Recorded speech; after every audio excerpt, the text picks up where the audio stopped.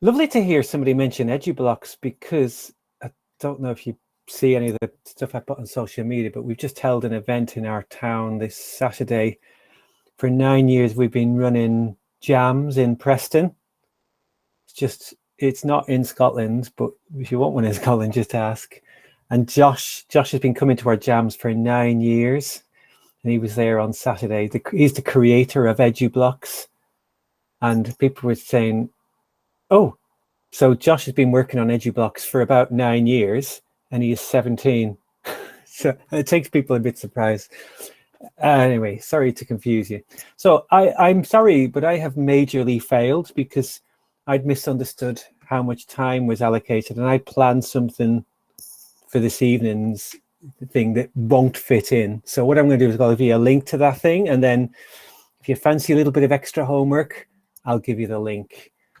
So I'm going to do a screen share. I have put some notes that I can show you. I'm going to ask you lots of questions, and then I will share a little bit of a video. So the questions, oh, this is going to be too small to read. Let's zoom in. So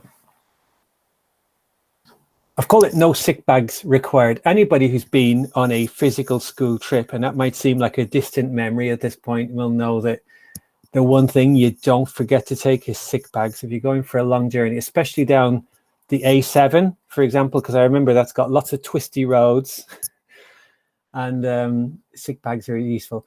So you don't need a sick bag because we're going on a virtual trip to engage and inspire computer scientists of all ages. So I've been teaching since the early 90s, and I love teaching computing, but I know that some students, when we strictly follow the curriculum, they find it a bit dull and dry, and that's not without me even trying to make it so. So this session that I've got now is like 9 minutes remaining, is to try to help you to identify some opportunities to engage and inspire students into computer science. So the video that I've mentioned, I think what I could possibly do is I can copy that and stick it into the chat just for now, just in case you haven't got that link. And if you choose later on or whatever, or you're doing an inset with some staff on virtual visits, you can say, oh, I met this guy, he sounded a bit Irish, and there's the link to the video. So what I'm going to do is I'm hoping now to extol the virtues to you of organizing a virtual trip. Up until March 2020, I'd never considered running a virtual tour anywhere. And I had lots of plans, as many others have, and many of you will have, to do physical computing trips. So we had trips planned to the National Museum of Computing. I was talking to a teacher who's plans to take his students over to Silicon Valley in February 21. That didn't take place, as many others didn't. And I really had to go back and think, how can we do these trips? So the virtual trip was the answer. And the very first one, it wasn't that great, but we did it, and we iterated it.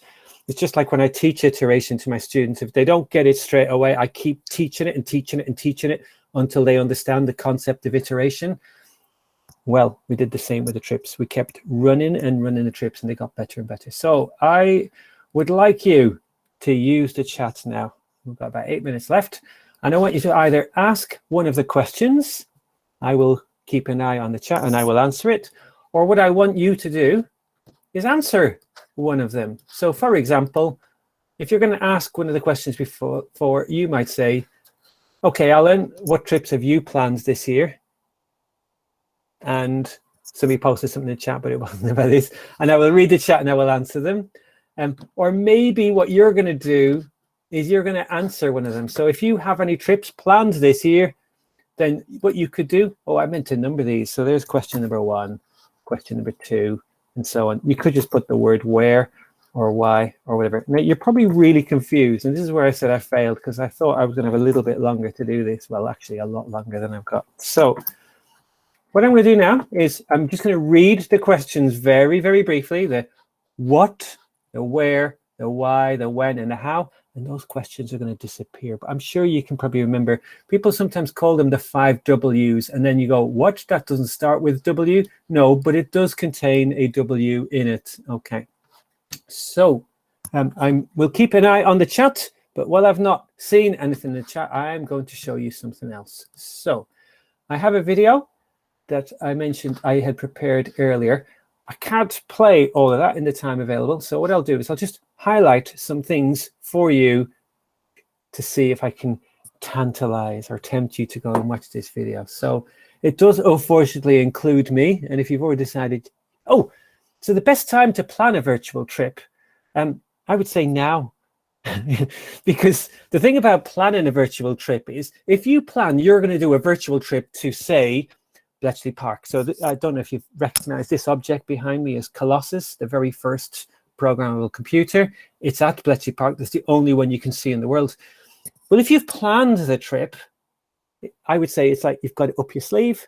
And then that day you come in, you've got your other lessons planned and they're going to be working on their, whatever it is they're going to be working on that day, and it doesn't work out. You go, oh, I've already planned the virtual trip, so you can pull the virtual trip. So it could be something that you plan to use as a rainy day kind of thing, or the contingency activity, or, you know, when we talk about hardware redundancy, about having a trip there.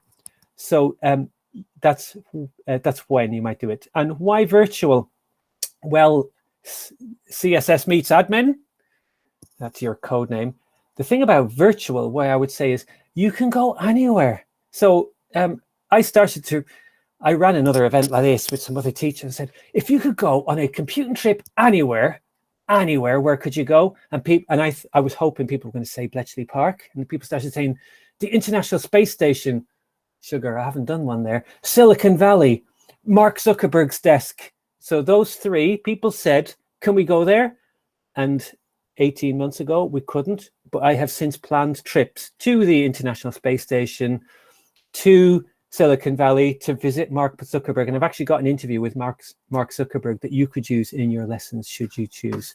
Right, I've got another question coming on here. We've got, can a virtual trip take place in a 15-minute period? Well, when I first started doing these, the schools that we did, first of all, it was like a day, then a half day, and I've got them down now to 15 minutes. So rather than me play this particular video, what I could do now is I could open another tab. In fact, I'll just type it in here and you can see. So all of my virtual trips now are pre-recorded and they're all available. Let me type this one in, Exa Ed 1. So that link there is to, we go and visit. That's not, yeah.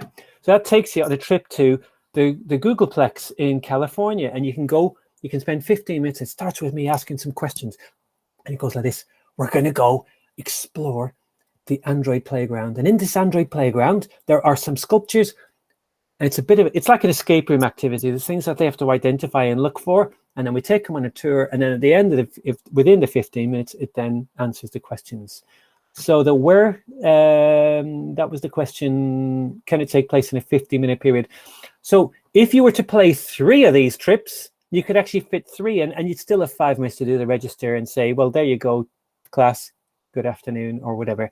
David asks, why do we have to decide where, when we don't? Can we just skip to ask how? Okay, so the way that I have done a virtual trip, in the video I go into more detail, but what I can do is if I scroll down in the teacher notes, there are timestamps, and you can say, listen, Alan, I just want to get straight to it. So the first example shows a how, and I explain in the video how I did it. So let me just skip a little bit forward. This is answering David Muir's question. And okay, here's the spoiler. I've basically found other footage that other people have used, and then I've added in my narrative, my questions and that, because the tour that I used for the International Space Station, it's actually 2 hours long, and that to me is too long. So what I've done is I've picked out highlights and I've used that video myself. There's another example. If we look at the one that includes, we go and visit Vauxhall Cross. So you might know that Vauxhall Cross, if you've ever been to that bit in London, it's a top secret location where MI6 are based, and they do all sorts of things. Well, we go and visit there. Well, I've done that one using Google Street View. So you can do trips using Google Street View. And then there's another, so there's lots of different examples I've done. And then this one where we actually go and visit Bletchley Park and we go inside the National Museum of Computing. This one, the National Museum of Computing have used a tool called Matterport, and they share their virtual tour online. Now, when we first started doing it, I let children navigate and find their way around. And then I realized that wasn't the best way. So these are curated guided tours that I've put together. I think from memory, I've recorded and produced about 18 to 20 of these, and they're all available via some of the links that I've shown you. So I did say I would answer and address the questions. I think I've only got about 1 minute left, so somebody will tell me in a moment. Dave says, I want to ensure I'm getting my head around things properly as I...